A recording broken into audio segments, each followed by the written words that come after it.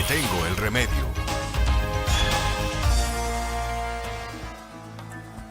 7:35 de la mañana y en Le Tengo el Remedio vamos a hablar de la epilepsia y quién mejor, Aníbal, que nuestro invitado habitual, el experto en estos temas, el doctor Jean-Paul Vergara, que además es neurólogo y es epileptólogo, experto para que nos pueda entregar recomendaciones de sus causas y cuáles son los tratamientos pues, más novedosos en esta materia. Bienvenido, doctor. Muchas gracias, buenos días, gracias por la invitación. Doctor, empecemos contándole a la gente qué es la epilepsia.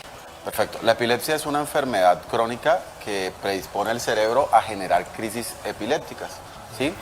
Digamos que esta puede tener causas estructurales o causas generalmente que pueden ser eléctricas, donde las neuronas se dañan y predisponen a que los pacientes presenten crisis epilépticas. ¿Y esto se puede prevenir, doctor? Buenos días. Digamos que no hay como tal una prevención de la epilepsia, pero sí de las causas. Por ejemplo, en niños, cuando nacen, un buen parto puede prevenir que ese niño desarrolle epilepsia. Por ejemplo, en los adolescentes o adultos jóvenes, prevenir que no tengan traumas motos, por ejemplo, puede prevenir que el cerebro se dañe y el paciente pues, no vaya a presentar crisis epilépticas. Y en otras zonas de Colombia, por ejemplo, donde el parásito del cerdo, que es el neurocisticerco, prevenir que esos pacientes tengan esa enfermedad puede prevenir crisis epilépticas. Doctor, dijo cosas muy importantes que pueden desplegar de varias preguntas, pero por ejemplo con el tema del parto, ¿qué tiene que ver eso con la epilepsia? Pues de pronto un accidente en moto, sí, un golpe en la cabeza, ¿el parto también se podrían golpear o qué? Claro, digamos que los niños que nacen en zonas donde no hay un ginecólogo, por ejemplo, la hipoxia o el daño cerebral que genera el nacimiento durante esa hipoxia, que es una falta de oxígeno en el cerebro, puede generar crisis epilépticas. Bueno, doctor, hablemos de cómo se ve un ataque de epilepsia y cómo las personas que rodean a este paciente pues pueden ayudar. Claro, digamos que generalmente las crisis epilépticas más caóticas son las crisis epilépticas que llamaremos que son generalizadas, donde todos estamos acostumbrados a ver el paciente que tiene saliva en la boca, con movimientos tónico-clónicos generalizados o movimientos generalizados de las extremidades. Aquí hay algo muy importante y es que ese es un tipo de crisis epiléptica que se llama generalizado, pero hay otro tipo de crisis que son las crisis focales que generalmente arrancan en una zona del cerebro. Nosotros tenemos varias zonas del cerebro que son, por ejemplo, zonas del lenguaje, donde el paciente, si se le daña la zona del lenguaje, la crisis epiléptica, por ejemplo, va a ser una dificultad para expresar el lenguaje. O se pueden dañar las zonas visuales, por ejemplo, en algunas enfermedades en pacientes adultos mayores, los infartos cerebrales pueden dañar las vías visuales y la manifestación puede ser una alucinación visual y en algunos casos alucinaciones auditivas. Doctor, y por ejemplo, una persona que no ha tenido ningún problema, ningún accidente, no tenga ningún antecedente, ¿le puede dar de la nada? Sí. Pues de la nada digo como de manera coloquial, no, pero algo tiene que haber pasado ahí. Eso es muy importante y digamos siempre que los pacientes van a consulta me preguntan, doctor, es que yo soy muy joven o yo soy muy viejo, ¿por qué me da epilepsia? La epilepsia puede afectar a los pacientes desde el nacimiento hasta los 100 años de edad. Las causas van cambiando dependiendo de la edad, pero sí puede afectar a cualquier persona. Hay algunos tipos de epilepsia que son genéticos y que algunas personas vienen predispuestas genéticamente para que a alguna edad, por ejemplo, hay unas epilepsias que se llaman las primarias generalizadas genéticas, donde entre los 14 y 15 años ese tipo de epilepsias aparece. ¿Pero se sabe en el nacimiento o hasta que aparece? No, hasta que aparece. Desafortunadamente hasta hoy no tenemos algunas posibilidades de hacer pruebas genéticas que permitan predecir. Y aquí hay algo muy importante, que sea genética no quiere decir que la familia va a tener esa enfermedad. Son mutaciones genéticas de nuevo o de novo, donde el paciente aparece a los 14, 15 años una manifestación y nada más. Doctor, ¿cómo se puede prevenir o más bien cómo se puede reaccionar frente a un ataque de epilepsia? ¿Qué hay que hacer? Yo creo que lo más importante siempre es mantener la calma. Afortunadamente las crisis epilépticas duran siempre entre 1 y 2 minutos, así que lo ideal es tratar de que el paciente esté en un lugar seguro, colocarlo en decúbito lateral y esperar que la crisis pase. No tocarlo, no meter cosas en la boca, no jalar dedos, absolutamente nada. Casi todas las crisis se autorresuelven. La única necesidad de llevar a un paciente a urgencia es cuando estas crisis duran más de 5 minutos o que comprometa, por ejemplo, funciones como el corazón o la respiración. Pero del resto, tranquilizarnos y esperar que la crisis pase. Doctor, de estos ataques, ¿cuáles son los más comunes? Porque además hay diferentes, ¿no? Hay uno que la persona está bien y ¡pum!, se desconecta. Hay otro que está sigue como igual, pero como que como que se le va como dice uno coloquialmente, Sí, por ahí se se le va la desconectan. paloma, se le va la vaina. No, pero hay unos que sí se desmayan, otros que quedan bien, pero están como pensando otra cosa, y hay otros que sí le da como, no sé el nombre médico, cuando Sí. empiezan pues a... Digamos que en teoría, pues digamos que las epilepsias son focales porque arrancan en un sitio del cerebro o generalizadas. En general, las más frecuentes pienso que son las generalizadas desde el desde el punto de vista que son las que son más visibles. O sea, la gente las ve más o las localiza más. ¿sí? ¿Cómo se llama cuando hace convulsión? Se, Porque se llaman crisis tónico-clónico generalizadas, porque Ok. tienen movimientos tanto de los brazos como de las piernas, y esas son las más visibles y las que más impactan a las personas, y por ejemplo cuando están en trabajos o en colegios o etcétera.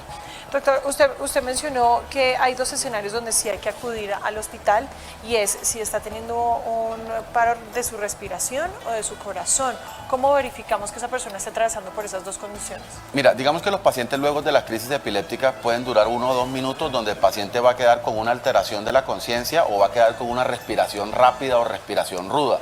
La mayoría de pacientes en los primeros 10 minutos recuperan la conciencia, pero cuando estas crisis tónico-clónico generalizadas duran más de 5 minutos en especial o el paciente no recupera la conciencia, lo ideal es trasladarlo porque es una de las complicaciones de las crisis que pueden llevar al paciente a fallecer o a estados epilépticos que pueden terminar en cuidado intensivo.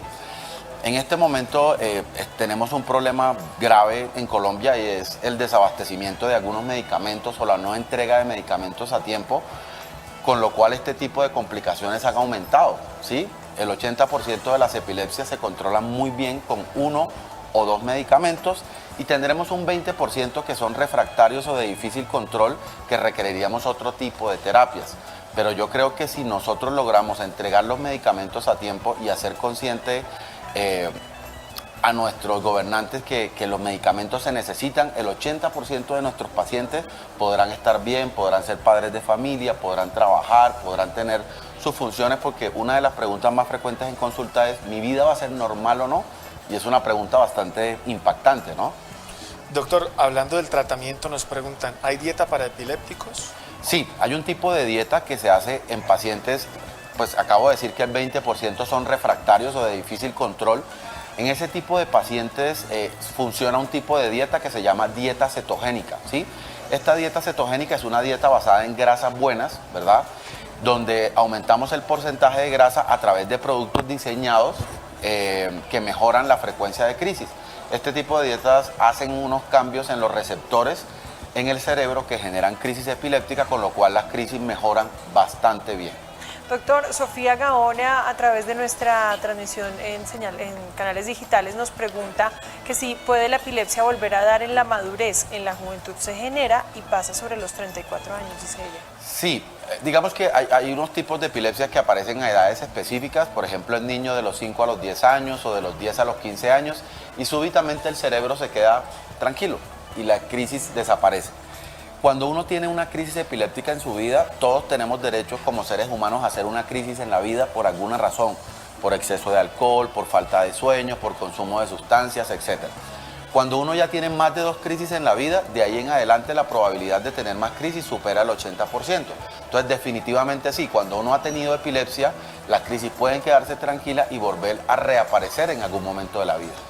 Doctor, aquí tenemos otra pregunta y nos dicen, los pacientes con epilepsia focal, que no es perceptible en cuanto a los ataques, ¿los pacientes pueden volver a manejar un vehículo, a conducir?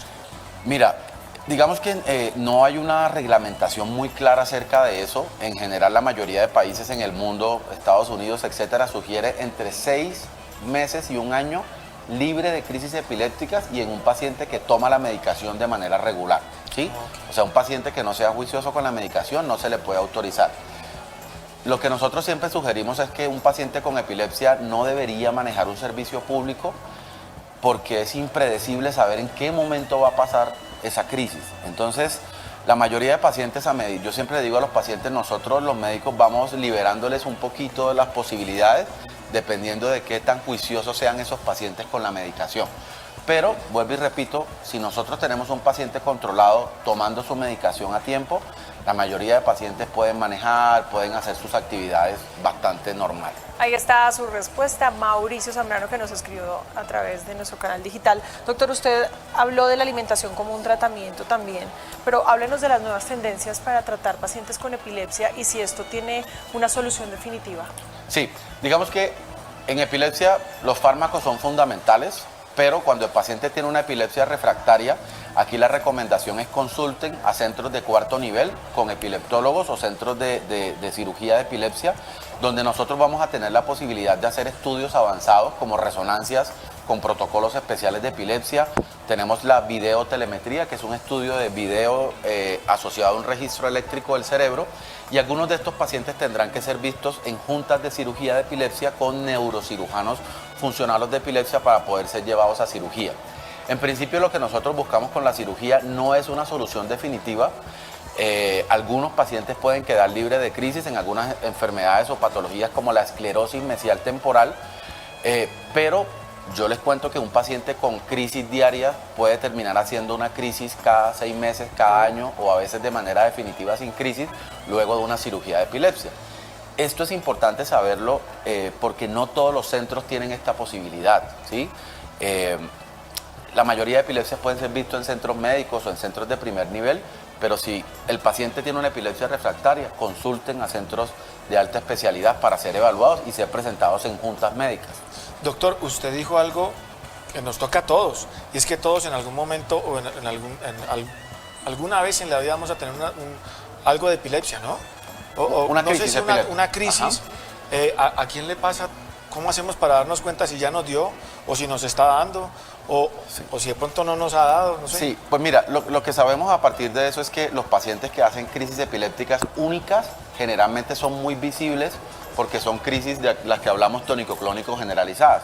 Entonces, por ejemplo, los pacientes que toman mucho alcohol durante una fiesta, el paciente durante la noche puede presentar una crisis epiléptica. Pero eso es diferente a un escalofrío, ¿no? Pero generalmente son manifestaciones tónico-clónicas, así que la mayoría de las veces son visibles.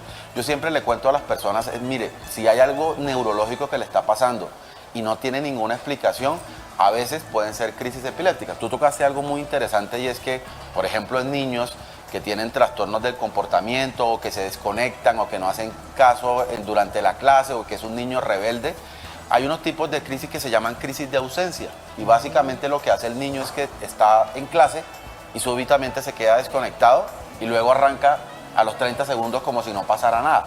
Entonces los profesores dicen, oiga, ese niño tiene un problema de atención o es rebelde, y generalmente no. Como pueden que se ser eleva. crisis epilépticas que se llaman crisis epilépticas de ausencia. Entonces, esto, cuando usted no sepa qué tiene, consulte a un especialista y ojalá centros especializados de epilepsia, porque a veces no es tan fácil ni para los mismos neurólogos hacer diagnósticos de este tipo de pacientes. Doctor, tenemos más preguntas de todas las personas que nos ven a través de plataformas digitales. Rodrigo Contreras dice, por un lado, que si la persona fue golpeada durante el embarazo, ¿eso origina epilepsia? Y por otro lado, Joana Ramírez nos dice, mi esposo le dan ataques y queda inconsciente y le dan movimientos en todo el cuerpo. Hemos acudido al hospital y dicen que él no tiene nada. A él se le va la mirada con movimientos involuntarios.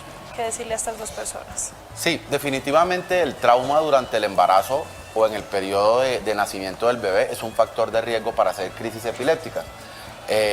Entonces, cuando esto pase, pues uno quisiera que el embarazo esté plenamente, o sea, hacer buenos controles prenatales disminuye el riesgo de generar daño cerebral y de ahí el riesgo, pues, de crisis epiléptica. Yo siempre digo que tenemos episodios de crisis epilépticas y de eventos que parecen crisis pero no son, ¿verdad?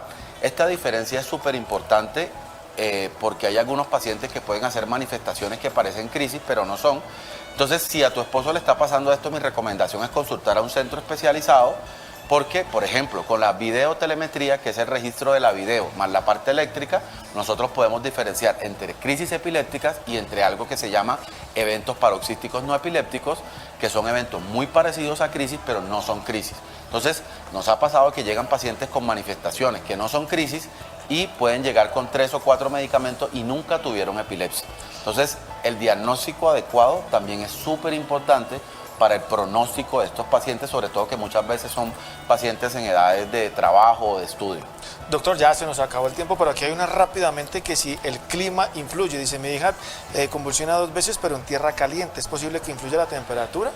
Sí, en algunos tipos de epilepsia son muy infrecuentes, menor del 2%. Hay unos tipos de epilepsia que se llaman epilepsias reflejas.